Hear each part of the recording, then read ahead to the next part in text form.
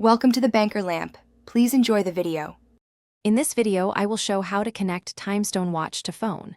Open the Timestone app, grant Bluetooth and location permissions, and place the watch within 2 meters of your phone.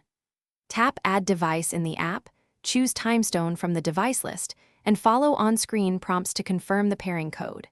Stay near your phone until synchronization completes and allow any firmware updates if prompted for optimal performance. Start by opening the Timestone app and tapping Add Device. Keep the watch awake and screen visible during this process.